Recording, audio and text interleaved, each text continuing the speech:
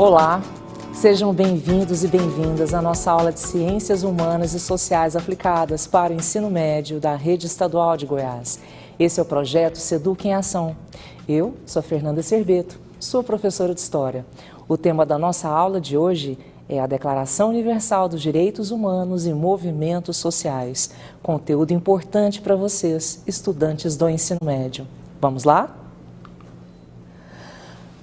Com base na BNCC, a habilidade em questão visa analisar os princípios da Declaração dos Direitos Humanos, recorrendo às noções de justiça, igualdade, fraternidade, identificar os progressos e entraves à concretização desses direitos nas diversidades sociais contemporâneas e promover ações concretas diante da desigualdade e das violações desses direitos em diferentes espaços de vivência, respeitando a identidade de cada grupo, de cada pessoa.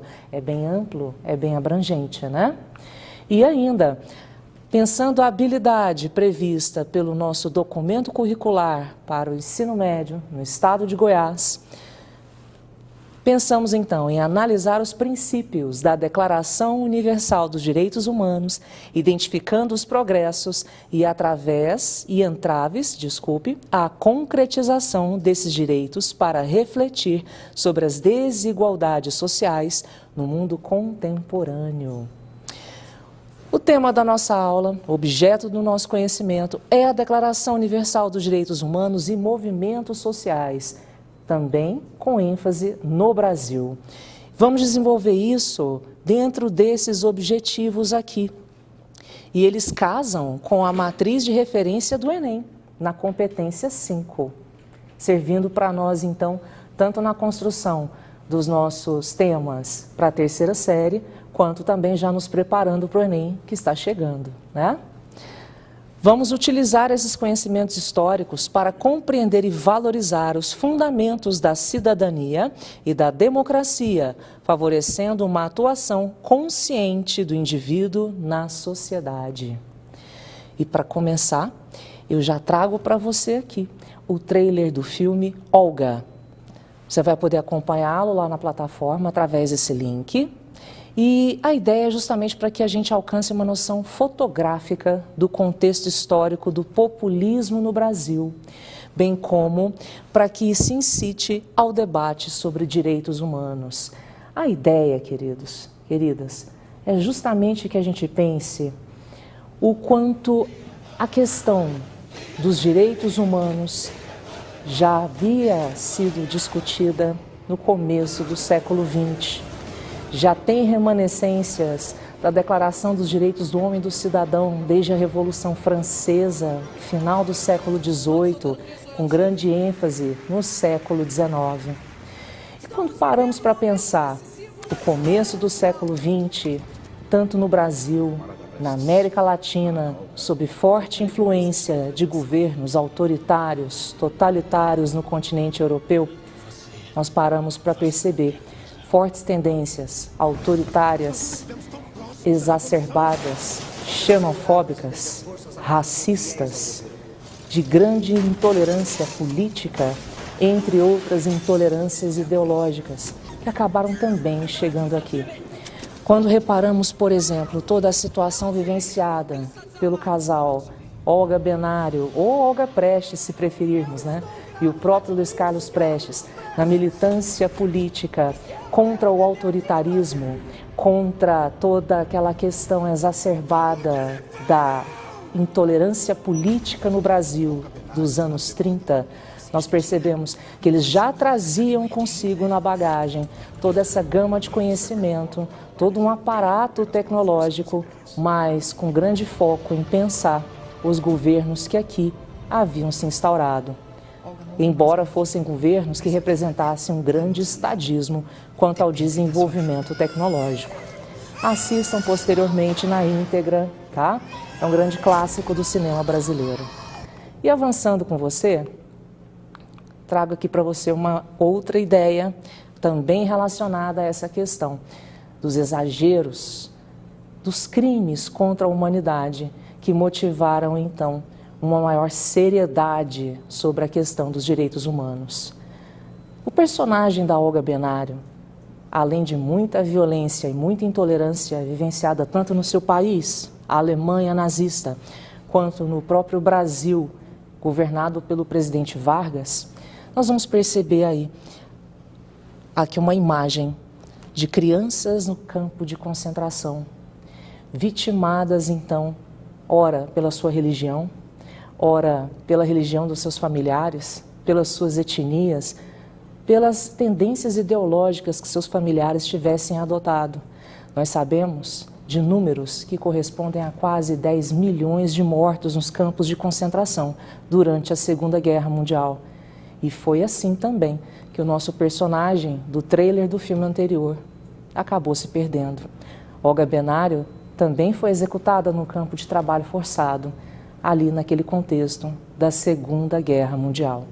E assim como ela, nós tivemos vários personagens que marcaram, que agora protagonizam para nós e justificam a luta pelos direitos humanos em detrimento de posturas autoritárias, exacerbadas, exageradas nesses governos que outrora pudemos observar.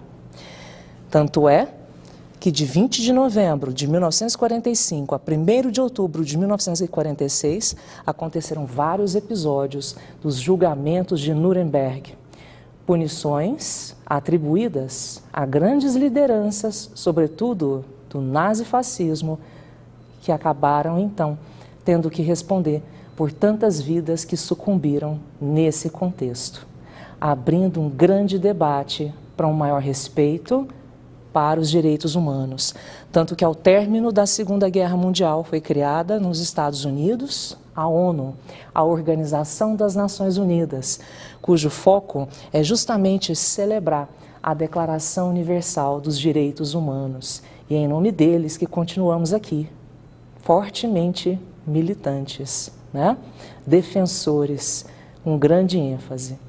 E nesse sentido, é importante trazermos com maior base como que tudo isso acabou se desenrolando no contexto do populismo no Brasil.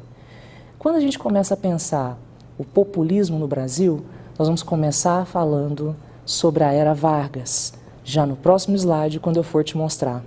Antes, eu preciso colocar para você qual foi a abordagem do Enem em 2017 acerca dessa questão tão forte para nós, os direitos humanos e movimentos sociais que militaram e militam por eles até hoje. Vejamos? Após a Declaração Universal dos Direitos Humanos pela ONU, em 1948, a Unesco publicou estudos de cientistas de todo o mundo que desqualificaram doutrinas racistas e demonstraram a unidade do gênero humano.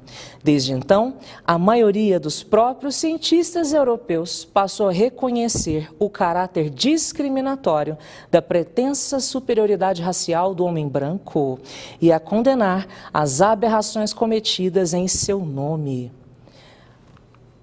Nesse sentido, a posição assumida pela Unesco, o braço muito importante da ONU no que se refere à ciência, cultura e educação para todo o mundo, a partir de 1948, foi motivada por acontecimentos então recentes, dentre os quais se destacaram a execução de judeus e eslavos presos em guetos e campos de concentração nazistas.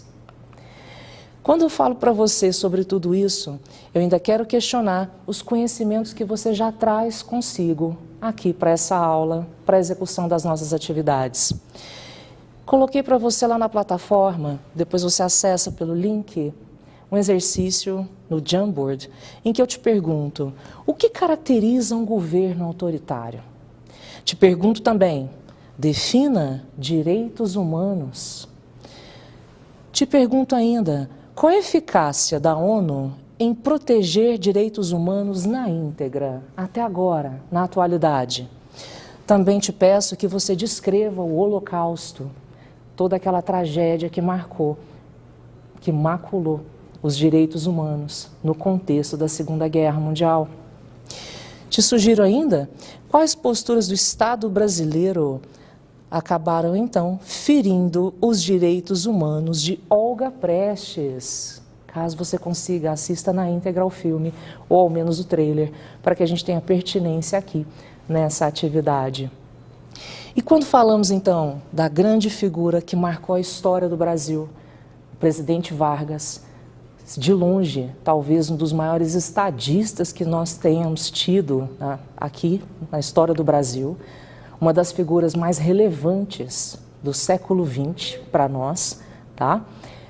Se a gente então considerar a ênfase dada ao desenvolvimentismo, à indústria de base, aos avanços na própria pesquisa científica voltados para os interesses do Estado, destacamos a figura de Vargas. Mas, de igual modo, de maneira proporcional, nós também pensamos o quanto o seu centralismo político, o quanto essa tendência autoritária, essa tendência intervencionista, que acabou colocando em xeque até mesmo a discussão acerca de será que foi uma revolução em 30? Ou foi um golpe em 30? A entrada de Vargas no poder traz essa polêmica, traz esse debate.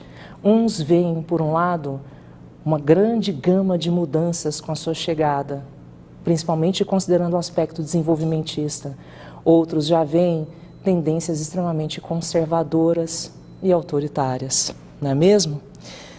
E é justamente essa centralização de poder que acabou sendo caracterizada aí pela intolerância ideológica, pela intolerância política, a militância de outros partidos, expressão de outras opiniões.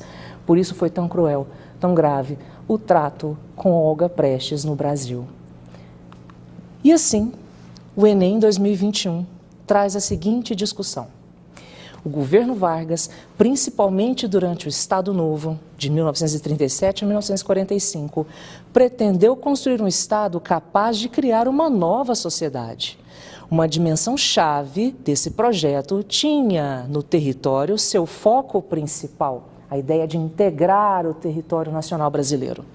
Não por acaso foram criadas, então, instituições encarregadas de fornecer dados confiáveis para a ação do governo, como o Conselho Nacional de Geografia, o Conselho Nacional de Cartografia, o Conselho Nacional de Estatística e o Instituto Brasileiro de Geografia e Estatística, o atual IBGE, que estão trabalhando firme agora na questão do censo, não é mesmo? Contribuamos. A criação dessas instituições pelo governo Vargas representava uma estratégia política de obter conhecimento científico das diversidades regionais, com o intuito justamente de promover um grande centralismo político, uma tendência fortíssima da ditadura do Estado Novo, ok? No entanto, viabilizando maiores possibilidades de desenvolvimento, de crescimento e da própria instalação da indústria de base no Brasil. É polêmica a figura de Vargas, não é mesmo? Em breve voltaremos a falar mais, tá? Tudo de bom para vocês, bons estudos, até logo.